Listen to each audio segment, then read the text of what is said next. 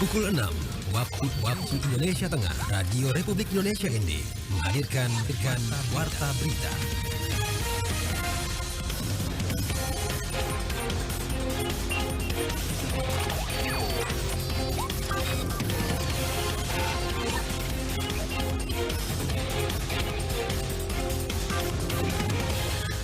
Selamat pagi saudara, Anda mendengarkan Warta Berita RRI ND edisi Sabtu 1 Juli 2023 dengan berita utama pagi ini. Dinas Pengendalian Penduduk dan Keluarga Berencana Pemberdayaan Perempuan dan Perlindungan Anak terima aduan dugaan kasus kekerasan fisik yang dialami 69 siswa di Kabupaten Sika. Ratusan jemaah haji asal NTT telah menjalankan prosesi ibadah haji tahun 2023. Bersama saya Rizwan Sumbi, kita ikuti berita selengkapnya.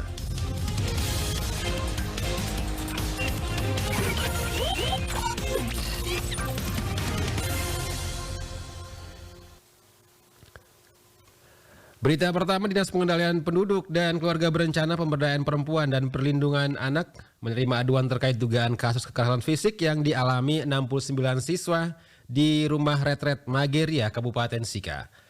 Laporan Veranda Garus.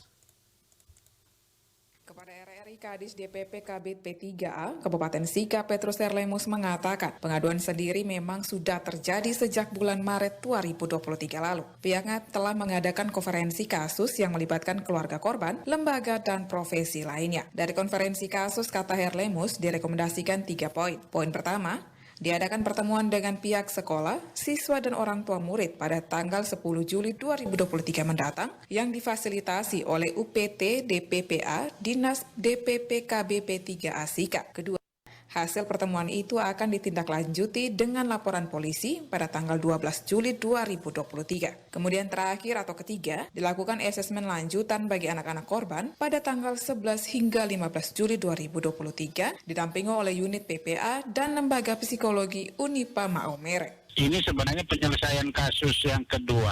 2 minggu lalu saya selesaikan kasus pemanah itu, kasus penelantaran istri dan anak oleh oknum pelaku. Kemudian ini kita konferensi kasus yang kekerasan terhadap anak. Kronologisnya itu ada di bulan Maret, tanggal 20 sampai tanggal 23. Sebenarnya ada 71 anak, tapi berhasil di asesmen itu 69. Karena SOP kita bahwa kasus ini harus ada konferensi kasus, maka kemarin kita mengundang seluruh stakeholder. Lanjut Petrus, para pelajar dari salah satu SMP di Maomere itu mengalami kekerasan fisik dari pembina retret di Mageria. Mereka diduga mengalami kekerasan fisik berupa dipukul, ditendang, dibenturkan ke tembok, dan disuruh memungut sampah menggunakan mulut. Melalui konferensi ini, Petrus berkomitmen agar tidak ada lagi ruang bagi pelaku kekerasan terhadap anak maupun perempuan di Kabupaten Sika ke depannya. Nanti kita akan lihat tanggal 10 itu bagaimana komitmennya. Apakah semua sepakat untuk menindaklanjuti ke ranah hukum, itu kami akan ikuti. Karena forum kemarin, forum itu hampir 99% itu menghendaki dilanjutkan karena ini sebagai referensi pembelajaran untuk semua pihak. Tetapi tahapan proses kan kita harus lalui dulu karena mengingat anak-anak ini di usia sekolah. Dia menghimbau agar seluruh orang tua, anak maupun perempuan yang mengalami kekerasan segera melaporkan UPTD terdekat maupun dinas terkait, sehingga kasus kekerasan ini tidak terjadi lagi di masyarakat. RRI ND, Veranda Garus melaporkan. Komisi Pemilihan Umum Kabupaten ND gelar kegiatan Fokus Group Discussion dalam rangka penyiapan rumusan kebijakan pemungutan dan penghitungan suara pada pemilu 2024 mendatang. Laporan Rovinus Bula. Komisi Pemilihan Umum Kabupaten ND gelar fokus grup diskusi dalam rangka penyiapan rumusan kebijakan pemungutan dan perhitungan suara pada pemilu 2024 mendatang. Kegiatan fokus grup diskusi berlangsung di Aula Hotel Setermese Jalan Eltari ND pada Selasa 27 Juni 2023. Ketua KPU ND Adolorata Maria de Lopez B mengatakan kegiatan fokus grup diskusi bertujuan untuk mencari gagasan brilian dari semua peserta yang hadir tentang bagaimana baiknya melakukan pemungutan dan perhitungan suara untuk pemilu 2024 mendatang. Adolorata mengatakan semua masukan pikiran brilian KPU ND akan merekam secara baik dan selanjutnya akan diteruskan ke KPU Pusat melalui KPU Provinsi. Kegiatan fokus grup diskusi goalnya adalah penyusunan peraturan KPU terkait dengan tata cara pemungutan suara untuk pemilu 2024. Ketua KPU ND menjelaskan kegiatan fokus grup diskusi berdasarkan surat KPU garing 0363 tahun 2023. Sementara tempat pemungutan suara secara keseluruhan untuk Kabupaten ND sebanyak 983 TPS dan 1 TPS khusus berlokasi di Lapas Kelas 2B ND. Kegiatan kita hari ini tujuannya adalah untuk mencari gagasan brilian, ide-ide cemerlang dari semua peserta FGD ini tentang bagaimana baiknya kita melakukan pemungutan dan penghitungan suara untuk pemilu tahun 2024 nanti. Semua masukan pikiran brilian ini akan kami rekam secara baik dan kami akan teruskan ke KPU RI melalui KPU Provinsi. Goalnya adalah penyusunan peraturan KPU terkait dengan pemungutan dan penghitungan suara untuk pemilu tahun 2024. Lanjut adu rata saat ini KPU ND dan KPU Kabupaten Kota seluruh Indonesia telah selesai melaksanakan satu tahapan verifikasi administrasi dokumen bacalek anggota DPRD Kabupaten Kota, menjadi kesempatan bagi peserta pemilu partai politik di Kabupaten ND untuk memperbaiki dokumen yang ada catatan hasil verifikasi dan diminta untuk menyelesaikan dengan baik dalam melakukan perbaikan. Hadir dalam kegiatan fokus grup diskusi Ketua KPU ND bersama anggota komisioner Dandim 1602 ND, pejabat mewakili Kapolres ND, pejabat mewakili Kejari ND, pejabat mewakili Ketua Pengadilan Negeri ND, Kesbang Polda Kabupaten ND, Tatapem Kabupaten ND, pimpinan partai politik, peserta pemilu, akademisi, dan LSM. RRI ND Rufinus Fula melaporkan. Indonesia terus mendorong perlindungan ekosistem pesisir dan laut sebagai aksi mitigasi dan berkontribusi terhadap pencapaian target penurunan emisi gas rumah kaca nasional secara global.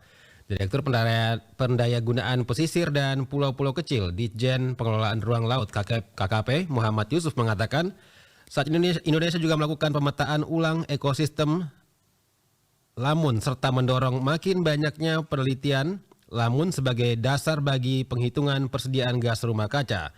Sementara berkaitan dengan fisheries and food security, Indonesia telah mengidentifikasi potensi aksi mitigasi sektor kelautan selain karbon biru, seperti pada perikanan tangkap, perikanan budidaya, dan pengolahan hasil perikanan.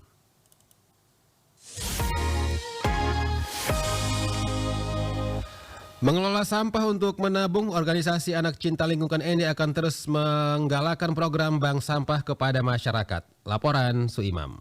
Ketua Anak Cinta Lingkungan Acil ND Umar Hamdan kepada RRI Jumat 30 Juni 2023 menuturkan program bank sampah merupakan suatu strategi penerapan 3R yaitu Reduce, Reuse, Recycle dalam pengelolaan sampah di tingkat masyarakat dengan menyamakan kedudukan sampah serupa dengan uang atau barang berharga yang dapat ditabung. Dijelaskan untuk bank sampah di Kabupaten ND programnya sudah berjalan hingga saat ini baik di dalam kota maupun di luar kota. Dikatakan meski telah membentuk 12 bank sampah, Acil ND akan terus membentuk dan meningkatkan kelompok-kelompok komunitas bank sampah sehingga jumlahnya semakin bertambah. Target Acil bahwa kami terus mengembangkan sayap. Setiap kecamatan ataupun kelurahan desa nanti kami akan terus mengembangkan sayap kami dalam membentuk kelompok-kelompok komunitas bank sampah tersebut. Lanjut Umar Hamdan, dengan adanya bank sampah dapat mengubah sudut pandang masyarakat bahwa sampah itu bukan saja menjadi petaka, tapi sampah juga bisa menjadi berkah dan bernilai ekonomis. Ditambahkan, bank sampah merupakan konsep pengumpulan sampah kering dan dipilah serta memiliki buku rekening layaknya perbankan. Namun yang ditabung bukan uang, melainkan sampah yang memiliki nilai ekonomis seperti plastik dan besi. Anda sedang mendengarkan Warta Berita RRI ND.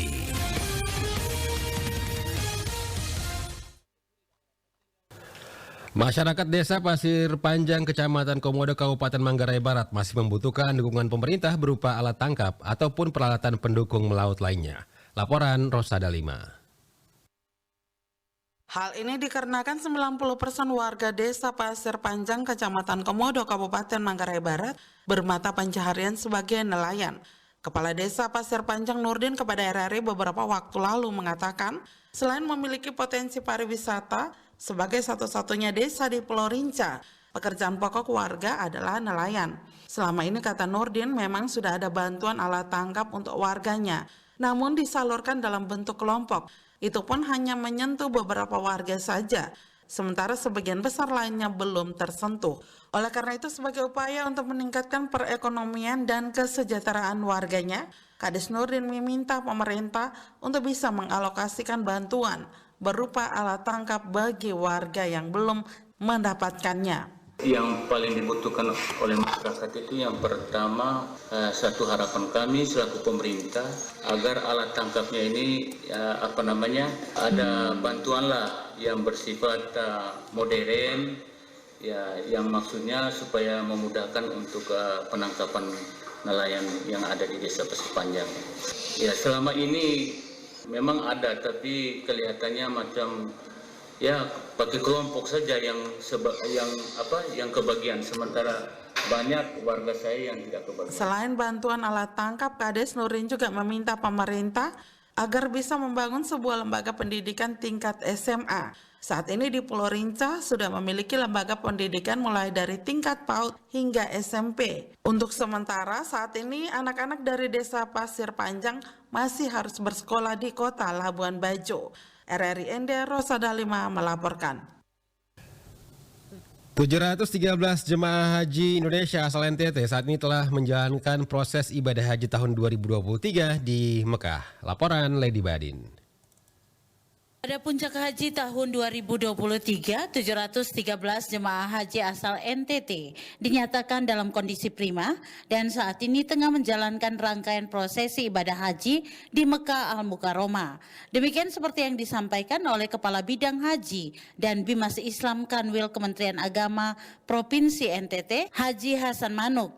Dijelaskan Hasan, saat ini jemaah haji NTT telah bergerak dari Mina kembali ke Mekah untuk melaksanakan tawaf dan sa'i. Ya, insya Allah jamaah kita sekarang ini sudah bersimina. Tanggal 1 semua akan kembali ke kota Mekah untuk melaksanakan lanjutan ibadah yaitu tawaf, ifadah dan sa'i. Hasan Manuk juga mengungkapkan setelah dari Mekah nanti, para jemaah haji asal NTT akan kembali ke Madinah untuk melaksanakan Arba'in di Masjid Nabawi dan jemaah haji asal NTT akan berada di Madinah sekitar 8 hari sambil menunggu kepulangan ke tanah air, di mana jemaah haji asal NTT berada di kloter kedua yang dijadwalkan akan kembali ke Indonesia pada 26 Juli sekitar pukul 7:35 waktu Madinah lewat embarkasi Surabaya. Karena kita Nusa Tenggara Timur ini gelombang kedua, maka nanti kembalinya akan menuju ke Madinah untuk melaksanakan Arba'in, sholat 40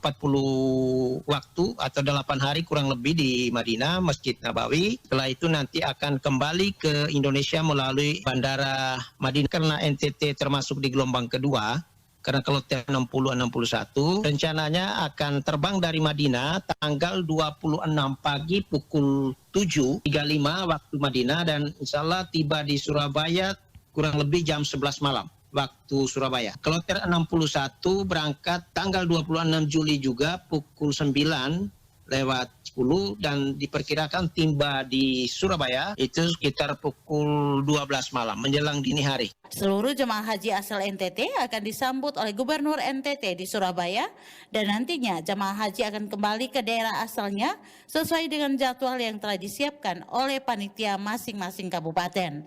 RRI ND Lady Badin melaporkan.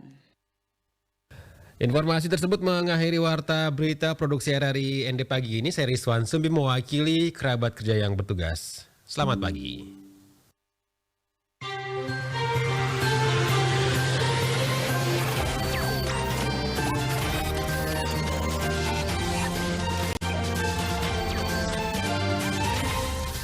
Terima kasih Anda telah mengikuti warta berita RRI ND.